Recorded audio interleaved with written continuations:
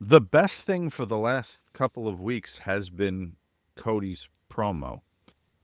Um, and I loved this week that the stuff we talked about last week, not to say that they listen or anything, but where it got a little wrestlery with the future of the business stuff that came in at the end. Cody mocked that, or didn't mock it, but he dismissed it and said it was ridiculous and that this future business determined by the fans, not to say. And I liked that he used that as a point between them Yeah, to I kind mean, of keep it real. This seems to right. be kept pretty real. Well, I think what it is when you and I actually had I text Cody back because he asked how my procedure went. Cody did, and I told him, I said, it's nice to see two fucking uh, guys that caliber, that basically give you like just by putting their name next to each other, give you a 5-star angle because the work rate's going to be great. The promos are great, like everything. And it gives it that feel of real sports. Hmm. Now, do you think I don't know either of the participants personally. Do you think he has any? What's the climate there? Can he have some sway in how they're writing him for Oh this yeah, angle? yeah. I Okay. think that I think that Paul would when you're at that level, yeah, you're because you're just because Paul's going to see it one way, but Paul will. I mean, that's the beauty about having a guy that was one of the boys and but also always one of the best minds was before he drives it too far one way. The last thing you want to do is book a guy when he's got an idea that might be easier for him to accomplish. So Paul's always going to. He's a great communicator with the talent. I think Hmm. that's one of the biggest pluses and differences. That no matter you weren't going to fucking change Vince's mind. I don't. Right. I mean, there were so many times that Sean and I would go back and forth with Vince. He, God damn it, we just do it my way. And we'd go out there and go, okay, well, that's going to be fucked up. So we need to book something right after that to fucking get the people back because we're going to lose them there. But didn't he also? Maybe it was just with you guys. I don't know. But you kind of made him listen a few times that I know about, right? When things weren't But we didn't do going. it. We didn't do it at gunpoint. We did it as like, hey, I know that you think that you got an idea what's going on, but you really don't. Like you're not out here every night. Right, right. And it was just like, and I think the thing was too that when we sat down with him the first time we sat down with him and Jerry in Indianapolis, it was we would have had absolutely no Was that the time he got on a plane to go sit down with you? yeah, yeah, Okay, go ahead. yeah. We sat and drank beers at Applebee's with him before we went to TV, and I think Columbus, Ohio was we drove from Indianapolis to Columbus at the old Civic Center, and if we fucking like pulled up in like three cars, and fucking Briscoe and Vince got out. And it was one of those things like the boys were like, "Are you fucking kidding me? Like these motherfuckers are traveling with fucking Vince now?" But Driving, no less, yeah, right. in the Astro van But on the Diners we Club we card. we we put over people that we didn't exactly like. Like we can Oh get a no, I lot get more. that, but Yeah, Vince was open to it.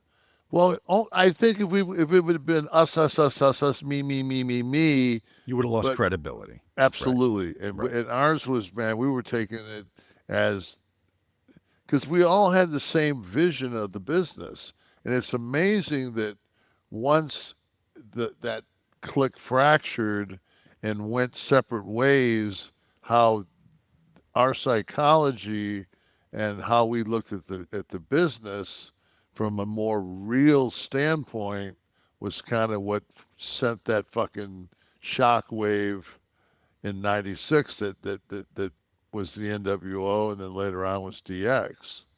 So, you know, people can say what they want to, but I think that the five of us had good psychology, and it was, we spent so much time fucking talking the business. You know, it's just, But you had the strength in numbers, and it was the right people. well, you couldn't separate us. Correct. That was the key, man. We made that pact, like, we will not be separated.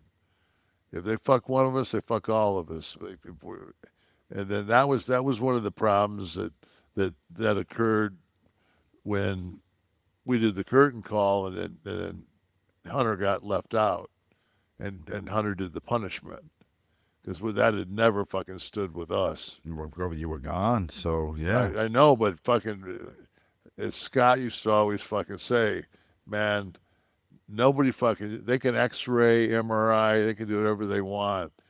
If your fucking back hurts, it hurts. And if all five of our backs hurts the same night, and just happens to fucking go for a month, well, things are gonna be fucking, things might be tough money wise at home, but So we're who you fuck. bullshitting here saying you didn't put a gun to anyone's head ever? No, we never had to play that, because when we sat down with Vince, Vince was Because very. he knew. It's like John Gotti sitting down saying, "I need you to do me a favor." He didn't have to say if you don't do me the favor, but you know. I'd have been Sure. a little annoyed if I was Vince with you guys with this solidarity pact. It's like a union. It's like a union within the non-union company. God, imagine that. No, I'm not saying it's No, but I'm just saying, no matter how you look at it, so we unionized as a pack of 1099s. You know? you managed to do that. Well, AFL-CIO KLIQ. exactly. I mean, it's one of those deals where fucking you either have street business savvy or you don't. You either fucking you're either running the fucking prison yard, or you're the fucking submissive bottom on tier C. I mean, For a pack of cigarettes. yeah, cools, extra longs, How's it worth? kings, cool kings, 100s. Hey, I know you still talk to people over at in the company who hit you up for opinions and stuff, and you help people out on the DL.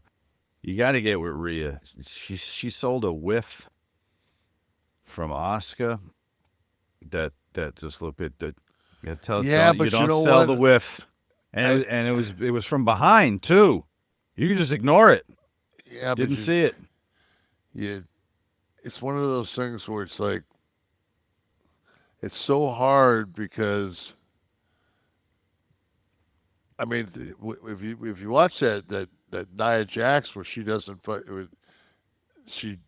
kick out and she's supposed to, and if you saw that spot, it was when Jade got busted open the week Mm-hmm. before. Oh, you're going back? Okay, yeah. Yeah, it was the week before. God, I can't believe it that Jade, man, like, she's a beautiful girl, and she got that fight. Look like somebody hit her with a 9-iron between her Yeah, eyes. yeah. And then somebody said, yeah, they had to sew her up immediately in the back. I'm thinking, that fine ass motherfucker didn't. You didn't fly her ass to Miami to a plastic surgeon. Surgeon. Yeah. Like, I wouldn't have somebody just sewing that girl up. I don't know if it's because I'm a dad of girls, but I don't like watching the women get injured, and I I don't don't know if like that's watching them get sexist to hard way. say that, but I just I mean, if some something's crazy girl in off to me. AEW wants to fucking blade herself, knock yourself out, sweetheart. You know, if you're not getting enough blood once a month, you need to get a little extra during the taping. Knock yourself out, but fucking Jade, like man, that's a one in a billion fucking body face. Man, please don't fuck that up.